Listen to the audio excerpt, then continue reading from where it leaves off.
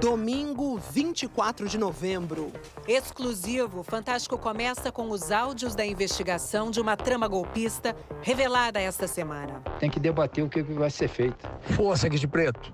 Mensagens trocadas entre militares de alta patente que planejavam tomar o poder no país depois das eleições de 2022. Vamos nessa, tô pronto. Força. Segundo a Polícia Federal, uma conspiração para matar o presidente Lula, o vice Geraldo Alckmin e o ministro do STF, Alexandre de Moraes. Neste corredor ficava o gabinete da Secretaria-Geral da Presidência da República dentro do Palácio do Planalto. Segundo a Polícia Federal, no fim de 2022, conspiradores prepararam neste gabinete uma investida contra a democracia brasileira. Mário Fernandes, general da reserva e número 2 da Secretaria-Geral da Presidência, usou a impressora do gabinete. E o que surgiu, revela a investigação, foi uma trama de morte para dar um golpe de Estado. O plano, punhal verde e amarelo. Qualquer solução, Caveira, tu sabe que ela não vai acontecer sem quebrar ovos, né? Sem quebrar cristais. A investigação afirma que foi Mário Fernandes quem elaborou o documento. Levou no mesmo dia uma cópia até o Palácio da Alvorada, onde estava o então presidente Bolsonaro. A data, 9 de novembro de 2022, 10 dias depois do segundo turno da eleição, vencida por Lula.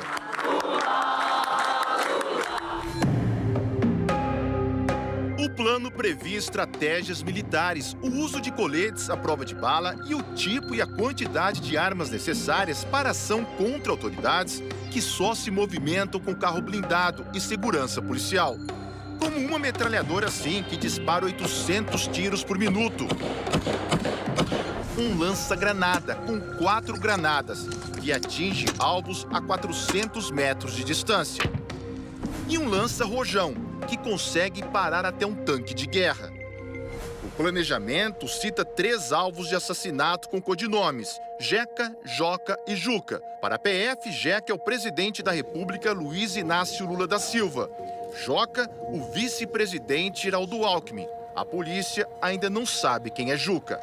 O ministro do Supremo Tribunal Federal, Alexandre de Moraes, não tem apelido no documento, nem é citado nominalmente. Mas os investigadores afirmam que ele era o principal alvo. O ministro poderia ter sido vítima de sequestro, prisão arbitrária e até assassinato, segundo a PF. Além do general da reserva, Mário Fernandes, a PF diz que o planejamento também teve envolvimento direto de outros militares de alta patente. O Fantástico teve acesso a 55 áudios da investigação, todos exclusivos. Mário Fernandes se mostra exaltado em várias conversas, fala dezenas de palavrões. Tá na cara que houve fraude. Não dá mais pra gente aguentar esta tá Nesse áudio de 4 de novembro de 2022, ele alega sem provas que houve fraude na eleição. Pessoas próximas a Mário Fernandes e oficiais do Exército responderam assim. Estou pedindo a Deus para que o presidente tome uma ação enérgica e vamos sim para o Vale Tudo. Eu estou pronto a morrer por isso. O presidente ele tem que fazer uma reunião petit comitê. Esse pessoal acima da linha da ética não pode estar nessa reunião. Tem que ser a rataria. Tem que debater o que vai ser feito. A Polícia Federal diz que o plano punhal verde e amarelo detalha as estratégias do ataque ao ministro Alexandre de Moraes, como a realização de um levantamento prévio da movimentação dele, com horários e itinerários, e das agendas oficial e pessoal. O plano também estipula a demanda, a quantidade de pessoas necessárias para o atentado. No mínimo, 2 equipes com 2 homens cada, e outras 2 com 1 homem. E um telefone descartável para cada uma dessas 6 pessoas. Segundo a Polícia Federal, um dos 6 responsáveis pela execução do plano é o tenente-coronel Rafael Martins de Oliveira, integrante dos Kids Pretos, um grupo de operações especiais do Exército. A investigação revelou que os executores do plano tinham um grupo no aplicativo de mensagens chamado Copa 2022. Que compraram chips de celular em nome de outras pessoas e, para dificultar ainda mais a identificação, se chamavam por países: Alemanha, Argentina, Brasil, Áustria, Gana e Japão. E que Japão era o tenente-coronel Rafael Martins de Oliveira. De acordo com a Polícia Federal, o primeiro alvo do ataque seria Alexandre de Moraes. Na época, ele era presidente do TSE, o Tribunal Superior Eleitoral, e, segundo a PF, passou a ter os passos monitorados pelo grupo. Por exemplo, no dia 23 de novembro, das 6h19 da tarde até 10h30 da noite, Rafael ficou perto da residência funcional do ministro. No dia seguinte, 24 de novembro, Rafael Martins de Oliveira se envolveu num acidente nesse trecho da BR-060. Tinha chovido e a pista estava escorregadia. Um carro bateu na traseira do veículo do militar. Nada grave, mas o que o motorista que provocou o acidente não imaginava é que o nome dele apareceria nas investigações. No local do acidente, o militar tirou esta foto que mostra a carteira de habilitação do motorista, alegando que precisava da imagem para acionar o seguro. Os dados desse documento serviriam para registrar um dos chips de celular usados no monitoramento do ministro. A fraude passaria despercebida se não fossem esses dedos que aparecem na foto. O sistema, ele nos trouxe um rol de candidatos, então, à medida que o papiloscopista foi realizando a comparação morfológica, ele chegou na identificação daquela impressão digital. Era mesmo de Rafael Martins de Oliveira. As investigações concluíram que foi assim, usando um telefone em nome de alguém que não tinha nada a ver com a história, que o militar partiu para o passo seguinte do plano. Era dezembro de 2022. Apoiadores radicais de Jair Bolsonaro estavam concentrados em frente a quartéis do Exército. Muitos pediam um golpe de Estado. Nem que seja para inflamar a massa, para que ela se mantenha nas ruas. Segundo os investigadores, acampamentos faziam parte de um movimento orquestrado principalmente por militares. E o general Mário Fernandes se comunicava frequentemente com alguns líderes desses grupos. Talvez seja isso que o alto comando, que a defesa quer. Me desculpa a expressão, mas 4 linhas é o 4 linhas da Constituição é o Estamos em guerra, eles estão vencendo, está quase acabando e eles não deram um tiro, por incompetência nossa. Num outro áudio, o general Mário Fernandes disse que teve uma conversa com o então presidente Bolsonaro sobre a diplomação da chapa Lula e Alckmin no TSE. Durante a conversa que eu tive com o presidente, ele citou que o dia 12, pela diplomação do vagabundo, não seria uma restrição, qualquer ação nossa pode acontecer até 31 de dezembro e tudo. Aí na hora eu disse, presidente, mas o quanto antes, a gente já perdeu tantas oportunidades. Não fica claro que ação seria essa. No dia 12 de dezembro, data da diplomação, manifestantes tentaram invadir o prédio da PF e incendiaram carros e ônibus em Brasília. 15 de dezembro de 2022. Segundo a Polícia Federal, nesse dia, as mensagens trocadas entre os integrantes do Grupo Copa 2022 demonstram que os investigados estavam em campo, divididos em locais específicos para, possivelmente, executar ações para prender Alexandre de Moraes. A investigação mostra que 2 homens estavam parados neste estacionamento, no Parque da Cidade, em Brasília. O horário, 8h33 da noite. A cerca de 7 quilômetros dali, próximo ao STF, estava o tenente-coronel Rafael Martins de Oliveira. Ele avisa, estou na posição. Um outro estava perto da residência do ministro Alexandre de Moraes. Às 8h57 da noite, um integrante do grupo escreve: tô perto da posição. Vai cancelar o jogo? Segundo a PF, o homem que estava no comando da ação dá a ordem: abortar. Naquele dia, a sessão do Supremo terminou mais cedo, o que pode ter atrapalhado o cerco ao ministro Alexandre de Moraes. E uma nova informação apurada pelo Fantástico pode explicar por que a ação não foi concluída. Nesse mesmo dia, segundo investigadores da PF, o então comandante-geral do Exército foi até o Palácio da Alvorada para uma reunião com o presidente Bolsonaro.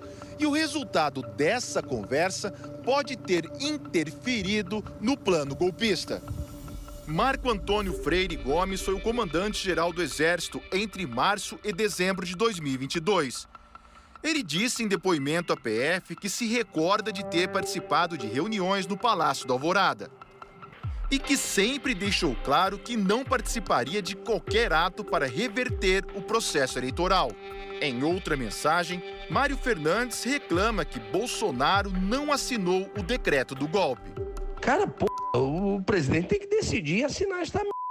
Vai esperar virar uma Venezuela para virar o jogo, cara? Democrata é o...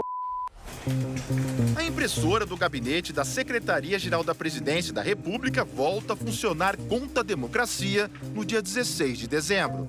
Segundo as investigações, o general Mário Fernandes imprimiu esta minuta num papel timbrado da presidência, com um carimbo secreto, bem grande estampado. São as diretrizes para a criação, nesse mesmo dia, de um gabinete institucional de gestão de crise, formado em sua grande maioria por militares. Para a Polícia Federal, esse é mais um indício de que estava em curso um golpe de Estado e o chamado gabinete de crise governaria o país até a realização de novas eleições, mas sem data para acontecer. Então, meu amigo, partir para cima, apoio popular é o que não falta. Um abraço, Caveira. Força. O plano para matar autoridades diz o seguinte sobre Jeca, que para a Polícia Federal trata-se de Lula. Considerando a vulnerabilidade do seu atual estado de saúde e sua frequência a hospitais, envenenamento ou uso de química, remédio que lhe cause um colapso orgânico. A investigação apontou que o agente da Polícia Federal, Vladimir Matos, passou ao grupo que planejava o golpe de Estado informações sobre a equipe de segurança e a localização de Lula. No dia 13 de dezembro, um dia depois da diplomação do presidente eleito, Vladimir mandou esse áudio. Lula estaria ali no prédio, né, do Meliá. Essa tem que virar logo, não dá para continuar desse jeito não, irmão. Vamos nessa, tô pronto.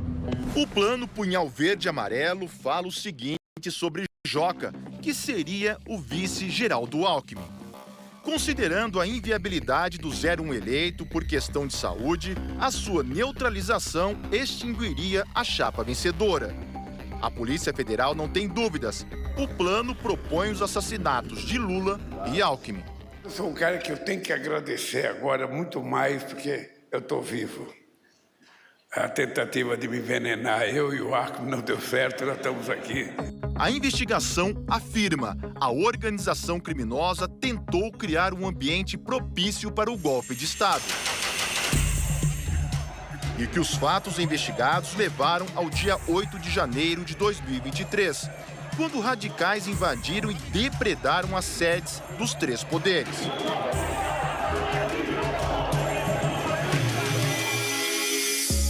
Na terça-feira passada, 5 pessoas foram presas por determinação do ministro Alexandre de Moraes.